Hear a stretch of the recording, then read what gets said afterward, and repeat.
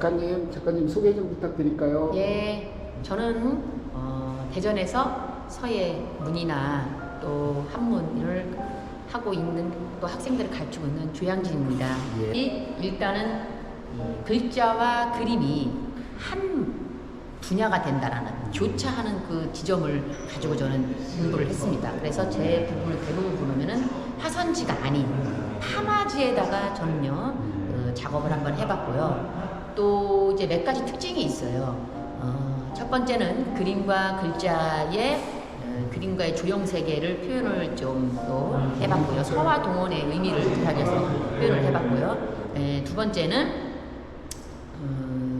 뭐냐면은 수묵산수화. 제 그림을 보면은 수묵으로 된 산수화가 있습니다. 그러나 그거는 그림과 글자의 특징적인 선으로 위주한 그러한 작업입니다.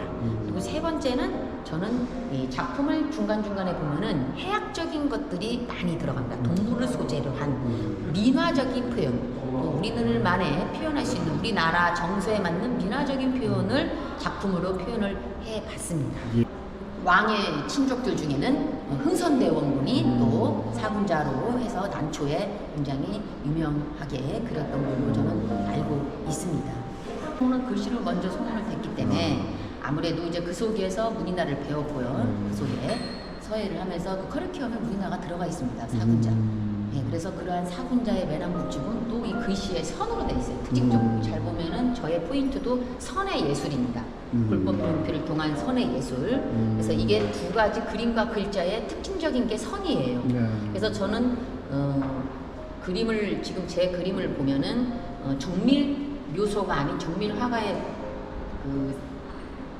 그림이 아닌 선으로 된 표현입니다. 그림도 선으로 표현을 했고 형태만 딱딱딱딱 주는 거죠. 말하자면은 그것을 표현을 하고 뒤에 백 작업은 색을 한다거나 뭐 이렇게 딴 걸로 글씨를 쓴다거나 이렇게 하는 거죠. 선묘 예술이에요. 불법 용필을 통한 선묘의 예술.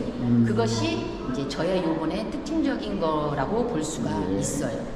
이제 보통 사군자나 문인화나 서예는 화선지에다가 많이 작업을 해요. 근데 이제 아까도 어떤 컨셉을 얘기를 했을 때 저는 저만의 특징적인 걸 해보고 싶어서 판화하시는 분들한테 좀 한번 자문을 구했습니다. 그래서 판화에다가 글씨와 그림을 그리면 어떤 색다른 작업이 일어날까. 그래서 한번 제가 다양하게 판화지도 뭐 수채화지 뭐 여러 가지가 있더라고요. 아티만지 뭐 이렇게부터 시작해갖고 그래서 이제 뭔가가 발목의 효과는 사실 좀 없어요. 오래 놔두면은 발목의 효과는 있지만은 선의 예술 뭔가가 한번 물을 뺀 어떤 탈색된 느낌. 이 제 작품을 보면 강한 색이 아닌 동양적인 약간 부담이 없고 편안한 색을 한번 해보고 싶었는데 그게 판화지에 적용이 됐습니다 이번에. 그래서 제가 막 그린 게 아니라 어떠한 이제 1차 작업을 제가 펜에다가 이제 이렇게 또 그려보고 써보고 같이. 그럼 이런 영감 같은 건 어떻게? 예? 영감 같은 건 어떻게? 영감 같은 거는 미리 이제 에스키스 합니다. 네, 그렇게 해서 제가 다음 거를 작업을 시도하는데 에스키스 한다고 해서 이게 딱 한 번에 나오는 게 아니기 때문에 실패를 계속 해야 돼요. 색도 한번 딴 데다가 해보고 또 이만 화선지에다 해보고 근데 화선지하고 여기는 완전 재질이 틀리기 때문에 일단은 뭐 한 번에 나온다는 건 없어요.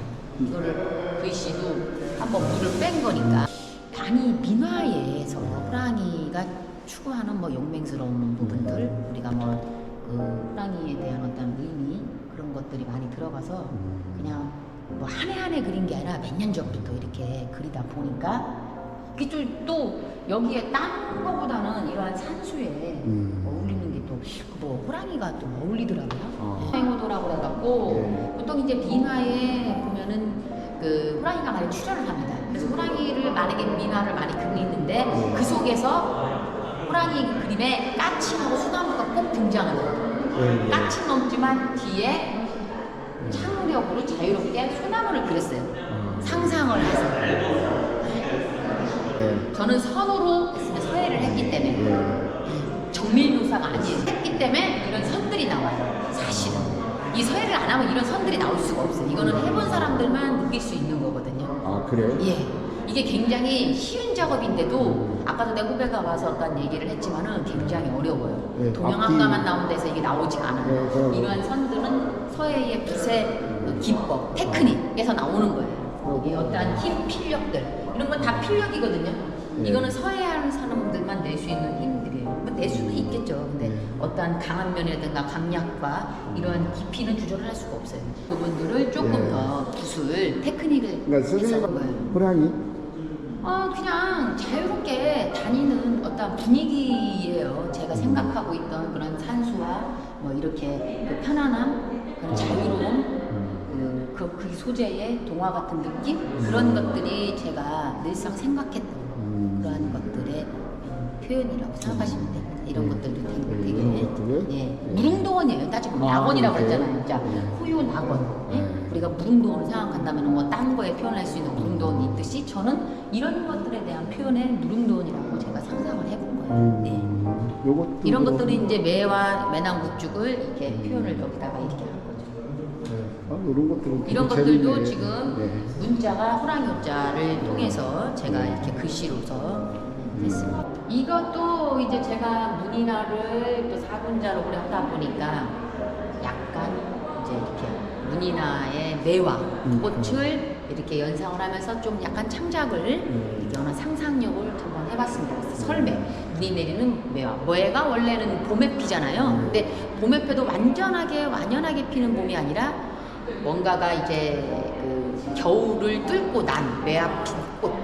그래서 이게 눈꽃이 이렇게 눈이 내려가지고 매화를 덮어도 매화는 살아있다잖아요. 그래서 어떠한 그 심지가 고든 절개 뭐 이런 것들을 뜻해요. 그래서 매화의 그런 상징적인 것들을 보여줄 수 있는 그러한 작품이죠. 설마 눈 속에 갇힌 매화, 그 속에 눈 속에 서리빨이 내리는 눈 속에도 매화는 핀다. 강한 면을 보이기도 하죠. 그런 걸 표현을 해봤습니다. 이렇게 처음 시도하는 이런 지금 탄화지라든가 또 어떠한 창작력, 해학적인 부분들 또 이러한 색 쓰는 것들을 좀 더 이제 글자와 그림의 관계를 더 연구를 해서 앞으로도 이런 비슷한 작업을 저는 할 것입니다. 좀 사람들에게 일반 사람들에게 부담이 없는 그런 작품. 예, 뭐 저는 전통서예도 했었고 전통 문인화도 했었고 해봤기 때문에 이제 어떠한 그 전시회나 개인전이나 단체전이나 보여줄 때는 이런 작품. 그러나 저는 전통은 항상 공부를 또 합니다. 그런 기본이 베이스에 깔려 있어야 앞으로도 창작이 나오듯이 그런 것들을 통해서 시대에 맞게 시대성이라고 하잖아요. 그 중국의 유명한 청나라 때의 작가인 석도도 작품은 시대성이라고 그때 분명히 얘기했어요. 그렇기 때문에 저는 지금의 전통도 중요하고 전통 문화도 중요하지만 지금 시대에 맞게 사람들한테 일반 대중들에게 다가갈 수 있는 좀 더 편안하게 어필할 수 있는 것들을 이런 작품을 통해서 앞으로도 연구하고 제가 탐구해 나갈 것입니다.